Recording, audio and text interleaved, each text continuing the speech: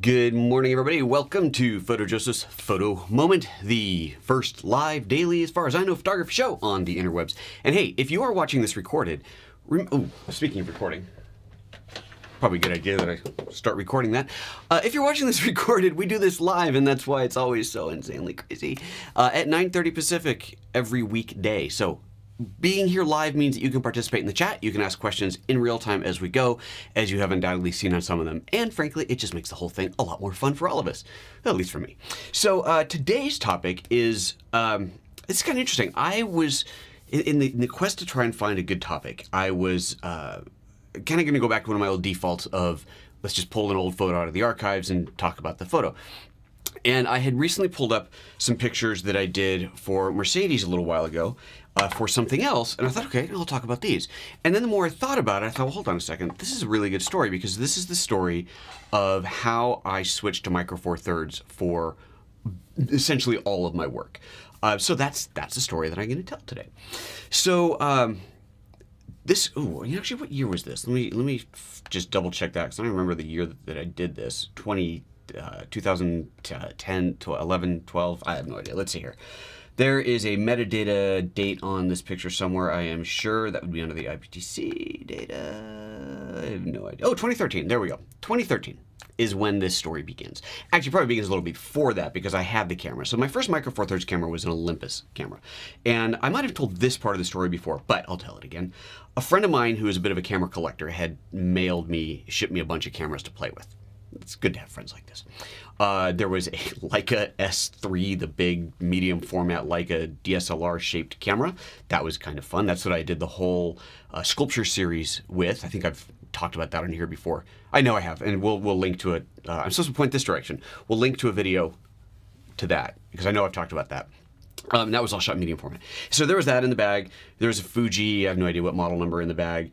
And there was an Olympus OMD 1 or 5 or whatever was the current model at that time in the bag as well. And was there anything else? I think those are the three cameras. So I'm playing with the Leica and the Fuji, and my buddy calls me and says, hey, have you played with the Olympus yet? And I said, no, I'm probably not going to. He goes, why not? Well, yeah, I'm a full frame snob. You know, I was shooting Canon full frame. The Fuji APS-C was kind of like, maybe I'll play with that a little bit. Obviously, the big sensor on the Leica was kind of awesome. But no, I like big sensors. He goes, try it. Dude, you got to work with it. Fine. All right, you shipped it to me. I may as well try it out. So I try it out. So I get this camera and I start shooting with it, start playing with it. And, just goofing off, playing in the house, maybe go out and shoot some street stuff, whatever. And I really start to enjoy it. And I remember specifically one night at home, just shooting. We had some friends over having, I don't know, playing games, playing cards, whatever, and doing some photos, really low light. And looking at the picture going, well, it actually focused like instantly, which my Canon wouldn't do with that kind of light. And the shot was great. Well, it's kind of cool. All right, so I'm going to give this a bit more try. So I played with it more and more and more, and I fell in love with the format. So I bought my own, bought a body and a couple lenses, and a couple of those lenses, I buy over time buying more and more lenses, and some of those lenses turned out to be Panasonic lenses, which brought me the path towards the Panasonic from the Olympus, but that's a different story. And hello, Royal. Hello, sir. Thank you for being on. And Travis saying, never caught one of these live before. Well, thanks for being on here. And again, the comments are awesome. Throw out questions as we go, and I will do my best to respond to them.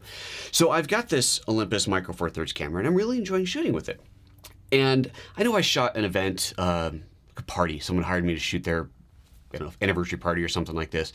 And so I thought, I'm going to shoot with that instead of the big Canon, because nice, small, lightweight, unobtrusive. And one of the things I really liked was the articulating LCD. And the OMD had one that flipped out. It didn't do the full-on spin out like the GH4 does, but it did a flip up like the GX85 does. Just a little flip up like that.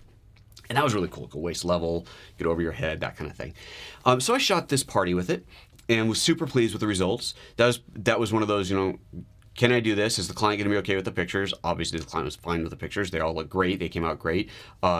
Certainly, the 16 megapixel size was not a problem. They're going to do books out of this and do social media stuff. So, the resolution is definitely not a problem. So I thought, this is an okay one to try it out with. So I did that.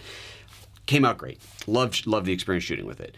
I think I shot a band in a bar. Just kind of, that was a favor for a friend, so I shot it with that. And low light performance worked out great on that. So okay, so this is getting somewhere. And then as a test, I did some photos for a local clothing company And Claudio, first time here as well. Awesome, man, I love it. Getting some first time viewers in here. This is fantastic. Hey, you guys, let me know how you knew it was live now. Did you get a pop-up notification? I'm trying to figure out how this whole thing is really working, or do you just know to come here now? Let me know in the comments, please. So I thought, okay, I'm gonna do a commercial shoot, very low budget, local clothing store. Hey, can you do some pictures for us? And you know, whenever it's low budget and you agree to do it, your objective is to get this in and out the door as quickly as possible. So I thought, okay, here's what I'll do. I'm gonna shoot the pictures with the Olympus.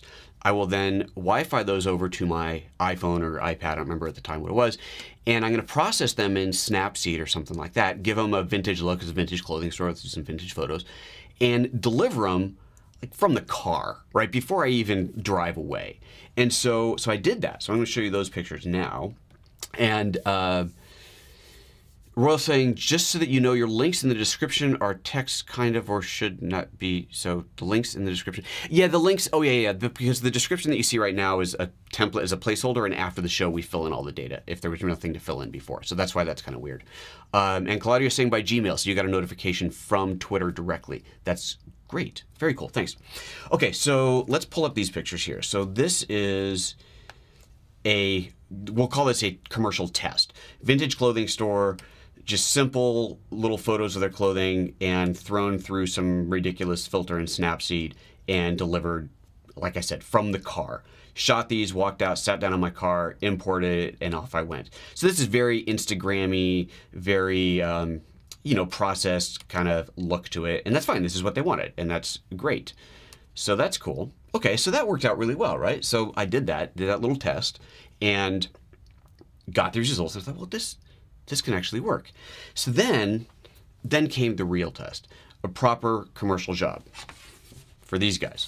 So Mercedes, well, I can't say Mercedes called me, a friend of mine who does a lot of work for Mercedes called me and said, hey, we're doing this social media project in the United States. We're going to be shooting in New York and in LA. Got a few photographers together. We need another one. Do you want to be a part of this? And we're going to, basically, Mercedes is delivering us a bunch of cars in each city. We're going to take these cars, drive them around, take cool pictures of them, post them on the social media account. And you're thinking, I'm going to get paid for this? Cool. Sounds like fun, right? It's the kind of thing you'd do anyway. So I'm thinking this is the perfect first real commercial test for this camera. I don't remember if I brought my Canons on that shoot or if I really just kind of went all out and just brought the Micro Four Thirds, the Olympus. I don't remember, but it doesn't matter. I shot only with the Olympus cameras. And so first of all, one of the first things I did was I set the camera to shoot square. Now when you're shooting square on these cameras, and I'm always shooting RAW plus JPEG on these because I want to get that JPEG that's easy to transfer. And you know, now you can transfer the RAW photo and actually edit the RAW file. But back then you absolutely couldn't do that on your iOS device. It had to be the JPEG. So shooting RAW plus JPEG, get that JPEG into the camera via Wi-Fi. And I was shooting square so that we knew we were going to Instagram square. This is before Instagram did non-square. So the square image. So I knew exactly how it was going to be cropped. So there was no shoot wide and, you know, thinking you're going to crop square and then you go to crop and go, oh, God, I should have, I can't quite get it. No, I'm just shooting square. So yeah, that was cool.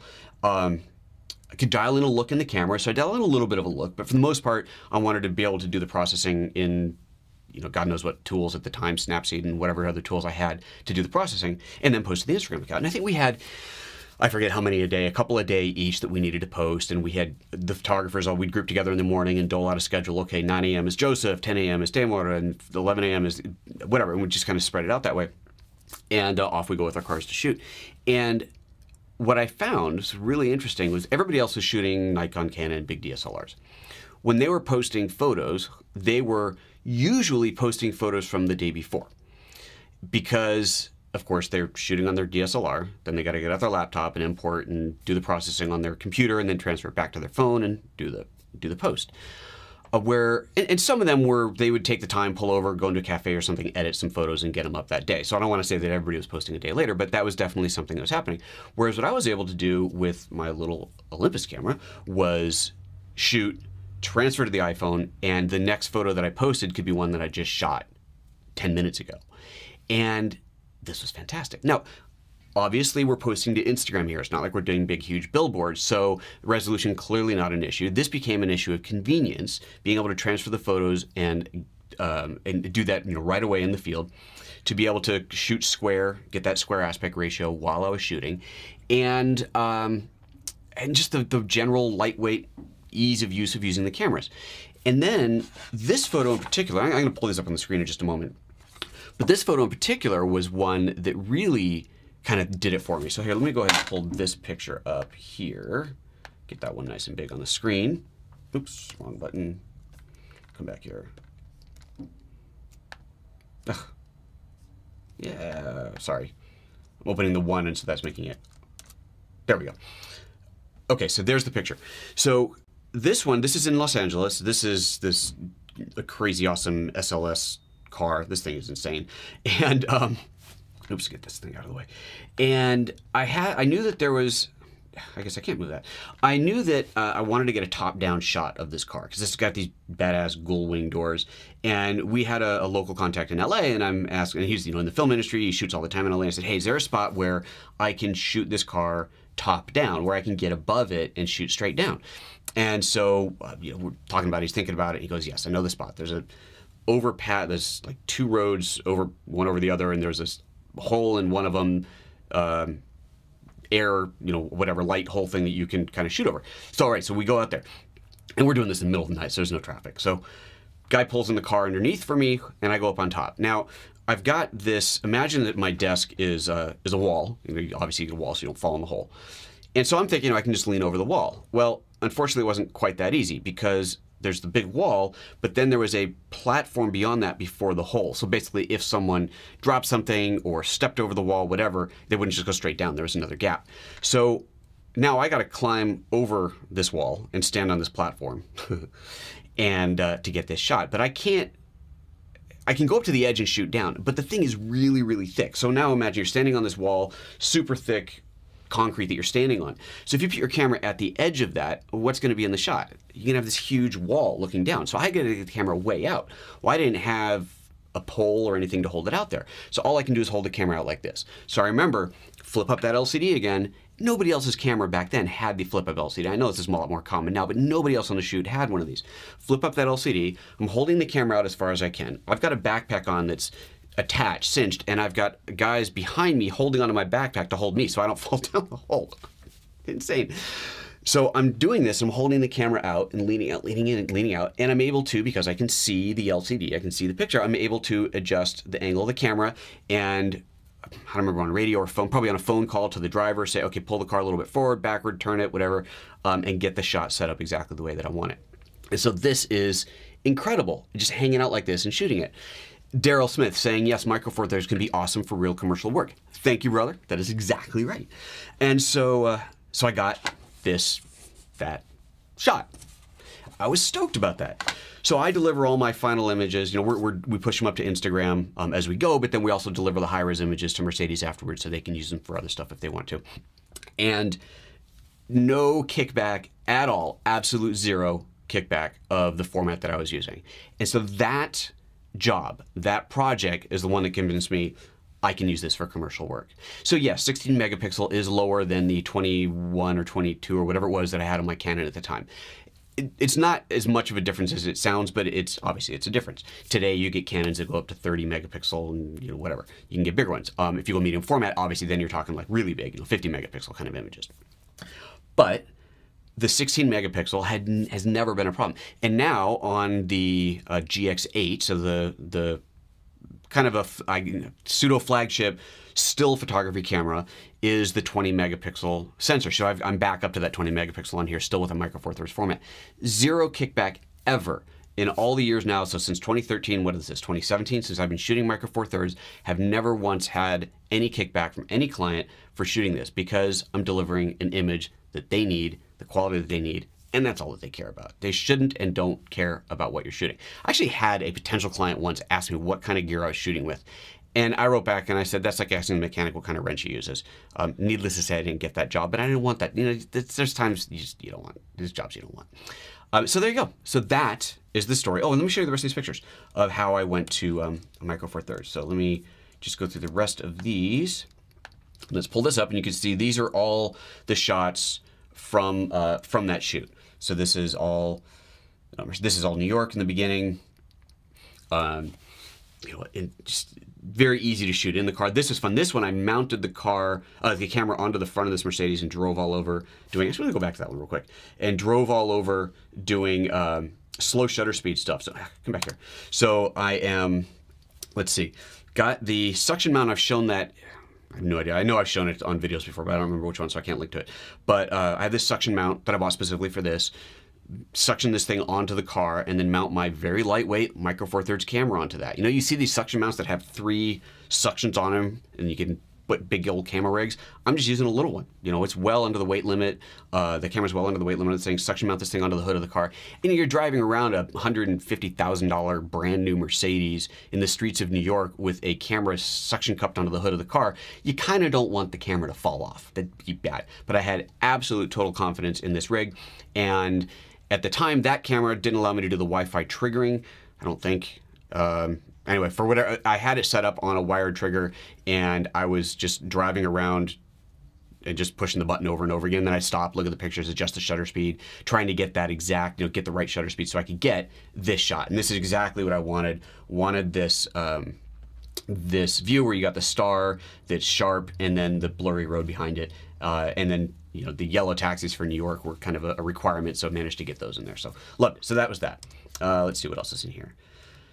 So not every shot is the most exciting shot in the world, but this is what it is, and this is what they wanted. This kind of stuff. And it was a lot of fun to do. A lot of fun to do. All right, a couple more shots in here. There's that one. That's fun. That was in LA. Now there's that SLS again. There's that one we already talked about. Typical LA skyline shot. So there you go. That's the kind of thing that I did with my first real commercial shoot with the Micro Four Thirds, and it has been uphill ever since. It's been great. I've just been doing fun work with these cameras. Absolutely love them. Wouldn't give them up. It's a great way to shoot. And of course now I'm shooting Lumix. I'm now sponsored by Lumix. I'm a Lumix luminary, which is really fun. So I get even more excuses to go out and shoot and do all kinds of crazy things with these cameras. And of course doing stills and video, and we've talked about that stuff before as well.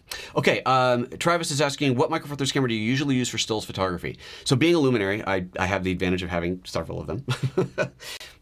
If I was going to buy one right now specifically for stills, it would be the GX8, although the GH5 is about to come out, and that is going to be even better for stills because of the focus tracking that's in there. It'll have the dual image stabilization, the in-body and in-lens, which you also have in the GX8, but on the GH5, it's the newer upgraded version. GH5 is a more expensive camera. It's twice the price of what the GX8 is, so that's obviously something to consider.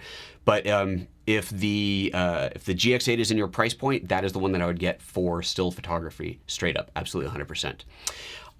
Claudio's asking, did you? Oh, and by the way, and also for smaller, I use the GX85, which is a smaller camera.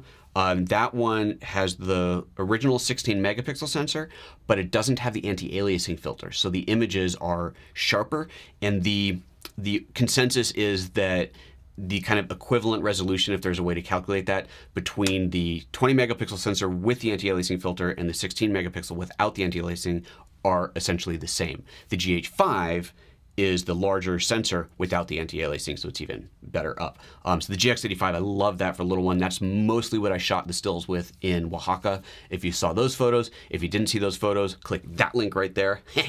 You can't if you're watching live, but later, and you can see those. Yeah, so those are the two that I primarily shoot with right now. Clouder TV. I'm kind of trying to see the big text. Is Micro Four Thirds better for video if not doing much photo work? Oh, yeah. Yeah, that's a whole other discussion, but yes. Video on these cameras is fantastic. GH4 is my flagship. That's what I shoot all my video on now. GH5 is coming out. That is going to be what I'll be shooting all my video on as soon as that thing comes out. It's interesting because you'll see discussions about people complaining about not being full frame, and then they're shooting video. And you look at something like the Canon 5D Mark IV, which shoots 4K.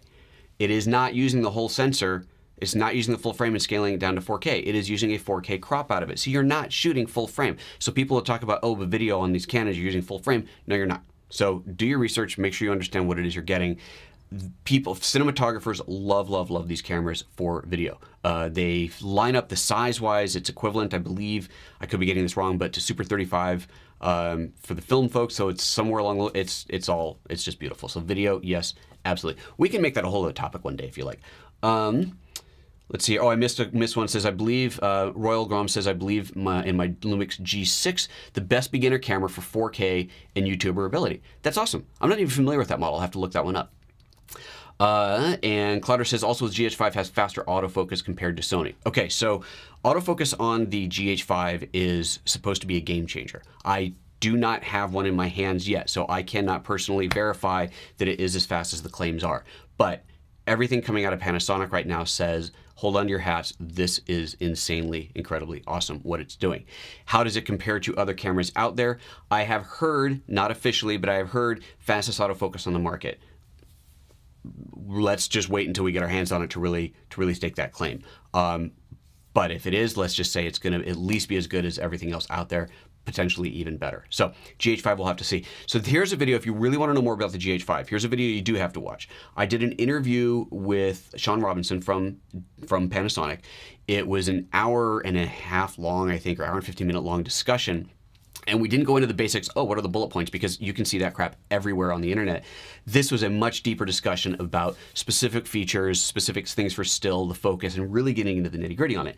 And the really cool thing about this discussion was that we, at the end, said, hey, if you, the audience, want to know anything else about it, put it in the comments, and we're going to do a follow-up interview. We're going to take those questions. Well, that video has been seen well over 10,000 times. It's got, I don't even know how many comments. I have a list of probably 60 or 70 questions now for Sean. He's going to kill me.